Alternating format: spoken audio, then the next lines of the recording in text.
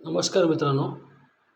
काल आपण इथे बँक निफ्टीच्या काही levels, price action base level आहेत, त्या आपल्यासोबत इथे शेअर केला होता. आणि लेवल्सचा बँक निफ्टी आणि निफ्टीचा प्राईज ॲक्शन बेस जे काही ॲनालिसिस आहे, जो व्ह्यू आहे, तो आपल्यासोबत इथे शेअर केला होता. तर आज आपण इथे पाहूया की त्याचा परफॉर्मन्स कसा राहिला आणि सोबतच उद्यासाठीचा आपल्या प्राईज ॲक्शन बेस जे लेवल्स आहेत, त्याचा परफॉर्मन्स काय होऊ शकतो, याबद्दल आपण चर्चा करूया. तर आपण पाहू शकता की इथे बँक निफ्टीचे जे लेवल्स आपल्या होत्या, तर इथे मॉर्निंगला बँक निफ्टी इथे गॅपअप थोडासा ओपन झाल्यानंतर इथून थोड्याशा 2-3 कॅन्डल ज्या आहेत, त्या अप साईडला इथे बनवल्या गेल्या आणि इथे कोणताही सपोर्ट न बनवता बँक निफ्टीने हा जो झोन होता, त्या झोनला ब्रेकडाऊन केला. ब्रेकडाऊन करून पुन्हा इथे रिटेस्टला आल्या आणि रिटेस्ट करून पुन्हा डाऊन साईडला बँक निफ्टी इथे येताना दिसली. आता खाली आल्याच्यानंतर इथूनच बँक निफ्टीने परत अप साईडला रिट्रेसमेंटसाठी मूवमेंट केली आणि ही जी लेवल होती 49,291 आणि 49,338.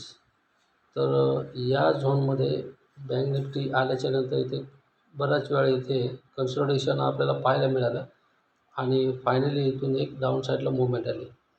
तर डाऊन साईडला मूवमेंट आली, तर काल इथे आपण पाहू शकता, मी कालच्या व्हिडिओमध्ये सांगितलं आहे की बँक निफ्टीने हा जो लो बनवला होता, तो या लेवलला टेस्ट न करता बँक निफ्टी इथून रिकवर झाली होती. तर इथे जो गॅप राहिला होता, तो मिनिमम किती 49,58 आणि लेवल जी आहे आपली ती 49,38. तर 20-22 पॉईंटचा जो गॅप होता, तो आज बँक निफ्टी इथे या लेवलच्या आसपास येऊन टेस्ट करून पूर्ण केला आहे. तर फायनली इथे ही लेवल टेस्ट झाली. तर हा जो झोन होता, तो इथे ॲज अ रेजिस्टन्ससारखा इथे वर्क झालेला आहे आणि इथे जे आहे, हा जो झोन आहे 49,040 आणि 49,935, तर हा सपोर्ट झोन आहे. तर जर उद्या बँक निफ्टीला रिकवर व्हायचं असेल, तर या झोनवरपासून किंवा इथे कुठे गॅपअप ओपन झाल्याच्यानंतर इथे रिटेस्ट केल्याच्यानंतर काही सपोर्टचं प्राईज ॲक्शन बेस काही पॅटर्न बनल्यानंतर इथून एक अप साईडला मूवमेंट येण्याची प्रॉबिलिटी बनते.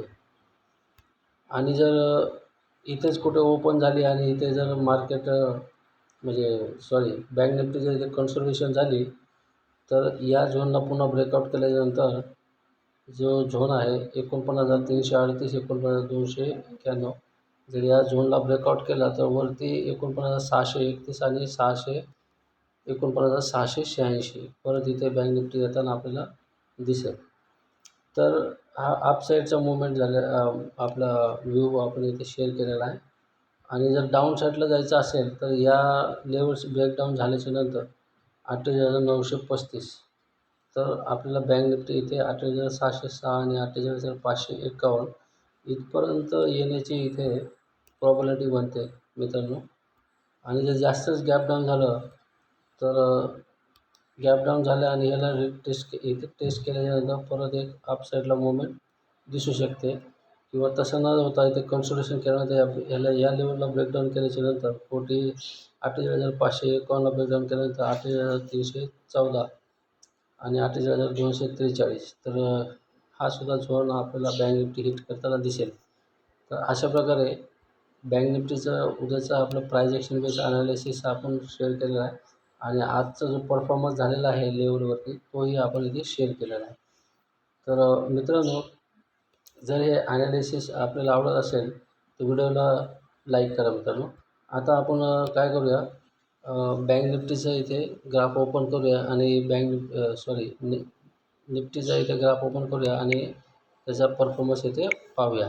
तर मी निफ्टीचा इथे ग्राफ ओपन इथे निफ्टीचा ग्राफ आपण ओपन केलेला आहे आणि इथे निफ्टीचा काय परफॉर्मन्स झालेला आहे मित्रांनो. ह्या जे लेवल्स होत्या 22,941 आणि 22,965, तर निफ्टी इथे थोडंसं गॅपने ओपन होऊन इथे सपोर्टचं काही पॅटर्न न बनता निफ्टीने इथे एक छोटासा करेक्शन दिलं आणि खाली डाऊन साईडला इथे एक सपोर्टचं क्रिएशन करून थोडीशी अप साईड मुवमेंट. पण ही जी कॅन्डल होती पहिली 9:15ची, त्याच्या हायच्या वरती कोणतीही कॅन्डल क्लोज झाली नाही आणि इथून परत एक डाऊन साईडला मुवमेंट.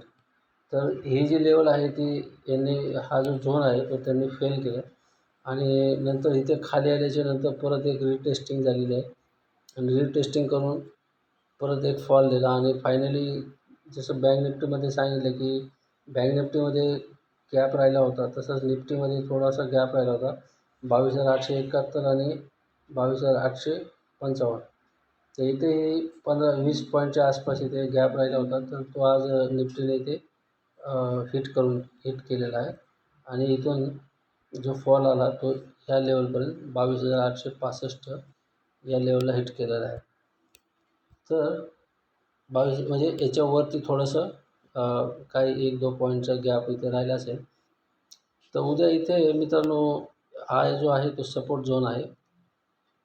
जर निफ्टीला वरती जायचं असेल तर इथे कुठे गॅप ओपन झाल्याच्या नंतर ही पुन्हा इथे रिटेस्टिंगला येऊ शकते आणि निफ्टी इथून पुन्हा अपसाईडला जाण्याची प्रॉबॅबिलिटी बनते.